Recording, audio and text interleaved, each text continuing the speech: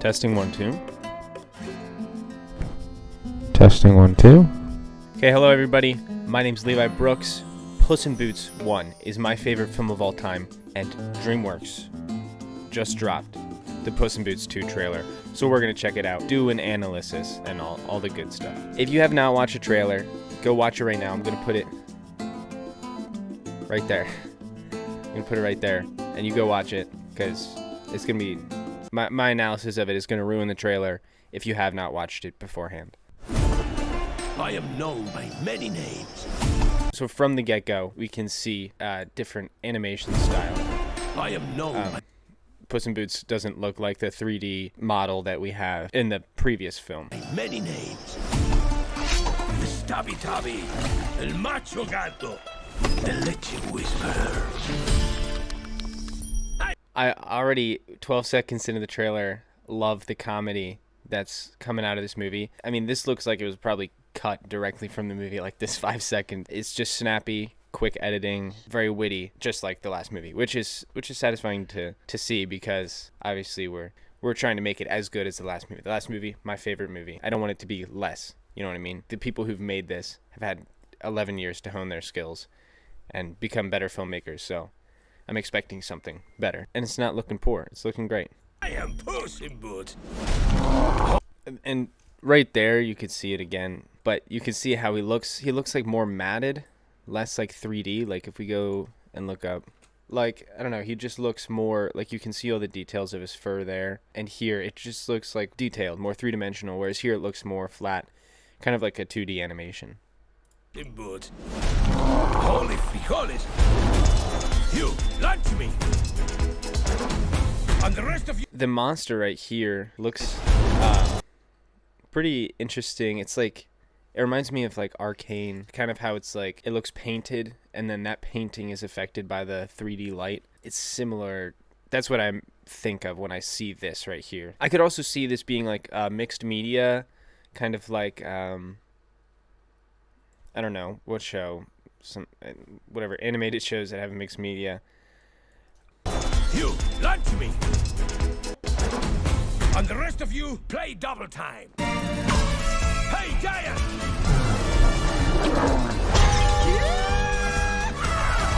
Okay, so this right here, I love the animation style itself, because it has like I think it has a really good flow.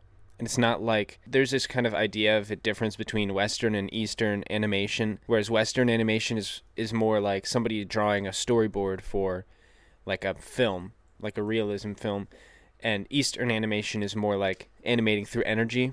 You'll be able to see it like right there. He jumps, the whatchamacallit, falling down, the bell coming down and whatnot.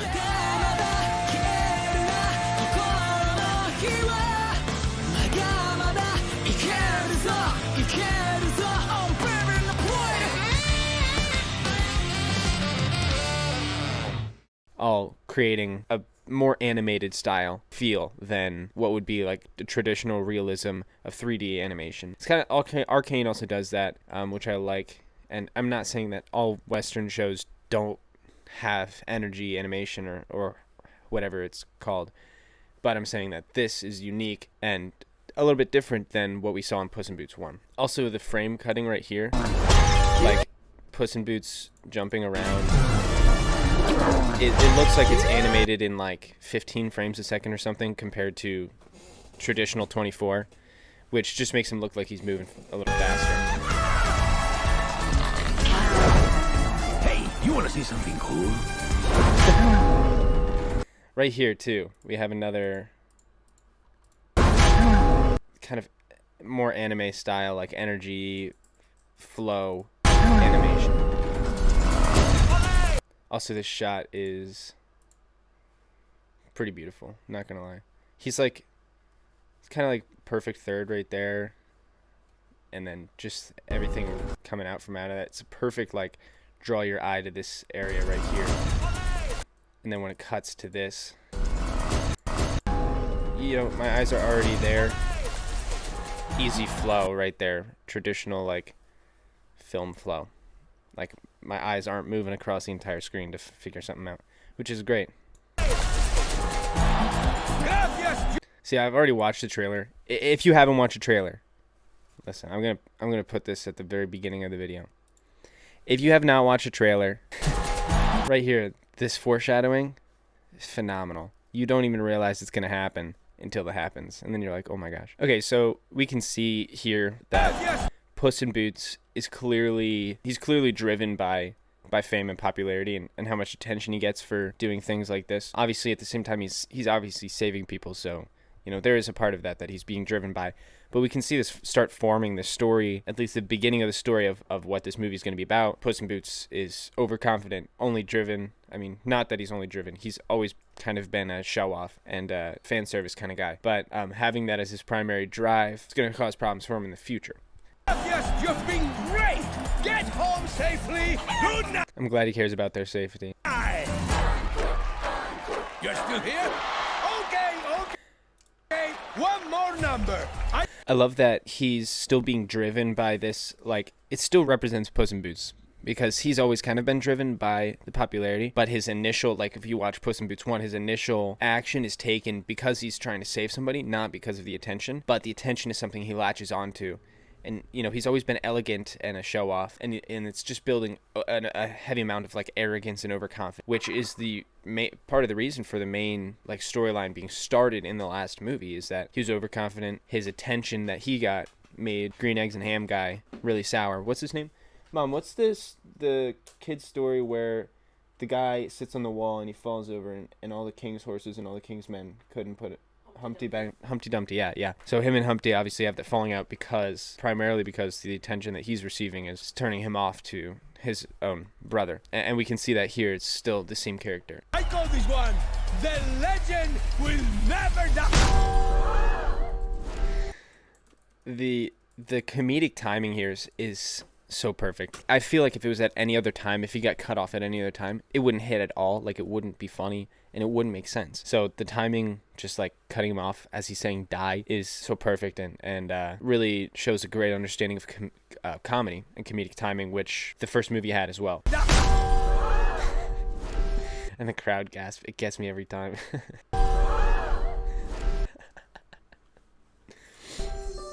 I have bad news. You died. Doctor. Relax! I am Puss in Boots! We already see his overconfidence, like, again, coming directly from the moment that he just died. Like, his own death isn't turning him off to the fact that he's a little bit too arrogant with his actions. Also, the comedic timing is, again, perfect. It's just it's a direct violation of what we think is going to happen. Like, Doctor. He's like, I'm so concerned, and then immediately switches, like... I'm explaining why a joke is funny, which makes it obviously not as funny, but it just shows a phenomenal understanding of comedy and writing. I have 9 lives. And how many times have you died already? Have you died? We can see in this character that kind of like, it feels more like cartoonish 3D animation, like I was saying about Arcane. Whereas it's not like realism, like you can see in his pinky right here and like up here in his big schnoz and whatnot. Like, it's not realism, but it's not, like, it doesn't look like bad. It's just, obviously, it's a unique style to Pixar and the team that worked on this. How many times have you died already? I am not really a math guy.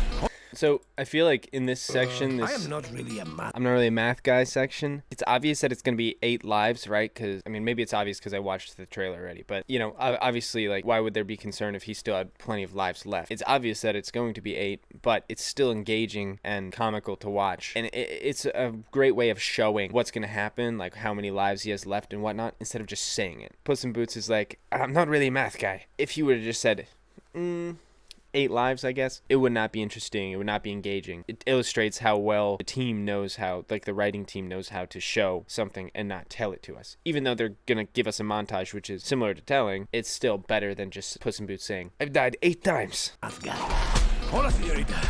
Do you like gazpacho? That's literally me. If I died, this would be the way that I go, honestly. Hola, señorita. Do you like gazpacho? Does this have shellfish in it? Oh, shit. I tend to hit things when I think something's funny. The shellfish joke is just too good. Does this have shellfish? It's such a good freaking joke. Always lands on his feet. Do you like gazpacho? Does this have shellfish in it? A cat always lands on his feet. What? Watch. Like I was saying, kind of mixed media before. Oh, I forgot. I don't know why I didn't make it big before. I'm so silly. Watch. You can see in the explosion. Apparently you can't. These kind of like hand-drawn 2D lines mixed with the 3D animation just gives like a unique style. Like I love that we can recognize that this is like a choice of the animation team or I mean whoever's choice it was. It gives it that uniqueness and that like these people made this way. Kind of like, I don't know, it's unique. It's interesting to me.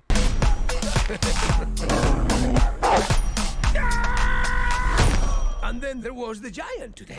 So what is that? Like a 4? A 4? Like So what is that? And then there was the giant today. So what is that? Like the bell is so hilarious and perfect. The audio. A 4?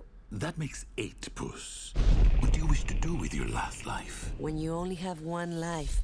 This transition from an enjoyable and comical montage to the serious depth of this idea of you only have one life, and just the transition is perfect. We have this section earlier where Puss in Boots is like, Doctor, relax, right? And like it's kind of transitions to a seriousness that we know isn't going to be ruined by something comedic, which is amazing. Like it's like you kind of have that, like in some movies the comic relief it's not always, but it's like comes in at the worst time and it just like ruins what would be a serious and phenomenal moment.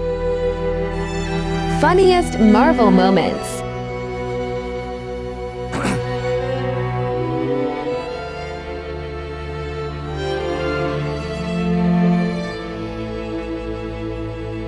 This is the complete opposite, is showing us what is going to be the main plot line of the movie in a great way that is super engaging. And this is a relatable topic, the idea of mortality, and that Puss in Boots now has to deal with that. And I think everybody at some point obviously can relate to the fear of this is all I have, one life, this is gonna go at some point. And Puss in Boots now is realizing that. It just creates for a movie that I think everybody can watch and get something from and love. Like this is gonna be funny for children, it's gonna be funny for adults, and it's gonna be something that everybody can learn from, kids and adults. So I just think that's a great plot point to base this movie on. Perfect way of showing it off in the trailer. To do with your last life. When you only have one life, that's what makes it special. Drive! I don't know why Katie Softpaws knows that. Like maybe she died 8 times and she's already been through this, but like why is Katie Softpaws she's also a cat, so she would have 9 lives. I mean, it is in the trailer, to be fair. It's just a trailer, but basically what authorities Katie Softpaws have. Not that you can't speak on something without being like a professor in that thing, but she's a cat as well. So It's special. I love that we can already see that, and this I talked about with the transition, just Puss in Boots is dealing with the conflict of this YOLO kind of idea, like man versus himself in a way. Like this is an internal thing he has to figure out, live his best life, and he's also got to face the world. It's kind of like a philosophical conflict, I would say. Like I love that this movie hasn't introduced a villain, and the villain in this movie is mortality. I think there's going to be a villain, but it's a great start to know that it's not going to be like a typical quest movie, video game storyline, or it's not going to be big purple bad guy from space storyline. I don't know if you guys understand what I'm referencing there. Drive, perro! So this kind of reminds me of something from the first movie,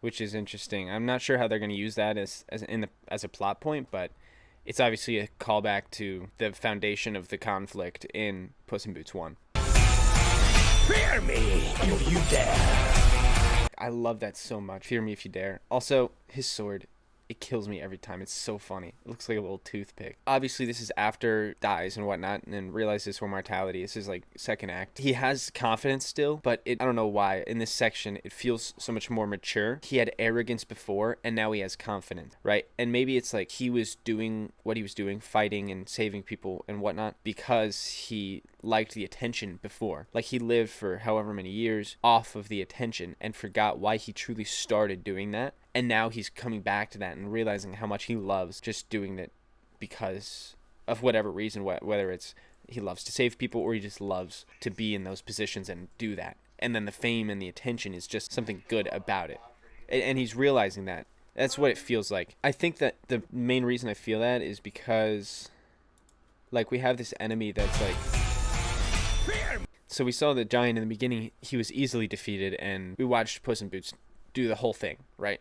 So this character is not being represented as being somebody easy to defeat. So I think that's maybe the reason why I think, like, he's doing this because he's learning to love it and learning that it's not about the fame and attention, which he knew from the get-go and he knew deep down, but it's something that might be coming back. Goldilocks and the Three Bears crime family. You're supposed to be dead. It never fails. Whenever I team up with you, things go wrong. Trust me.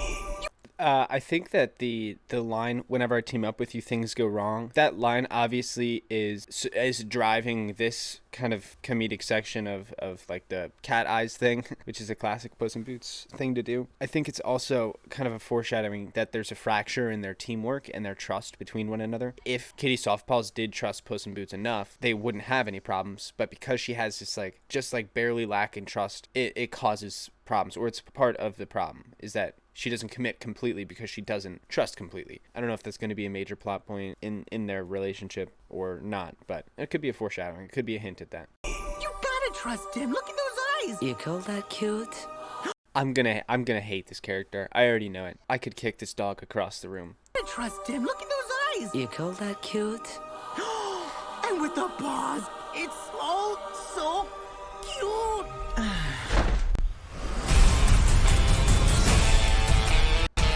Am I doing it? Stop. You're gonna give yourself a hernia. All right, here's the poster. I'm just in love with this. Like, it's just a high quality poster. It looks really well done. Looks like it could have been hand drawn too. So yeah, let me go back. Let me go to my full screen mode here. What do we got going on? Is it? Hopefully it's not running too slow on that side. Looks very laggy from my side. So unlucky if that is the case. Watching the trailer overall, I think it's going to be an outstanding movie. The team. Some of the team members worked on Puss in Boots 1, having 11 years to hone their skills. And over the years, there's been a number of Puss in Boots TV shows and shorts and whatnot. But just having that time, I think, is going to create a lot of quality for this movie. I mean, my prediction is that it's going to be better than the first one. All right, so I was looking at the crew statistics, see how much of the team worked on Puss in Boots 1 and what else they worked on. Honestly, you're not going to find a single cast member or crew member who hasn't worked on something big name, like a box office hit or something that's critically acclaimed or something that survives the aging process, I guess you could say. Like other comical, like 3D animations, Kung Fu Panda, The Croods, How to Train Your Dragon, like all those are in that section, and everybody who's worked on something in Puss in Boots has worked on one of those. Of course, we have like the big name cast, Antonio Ben.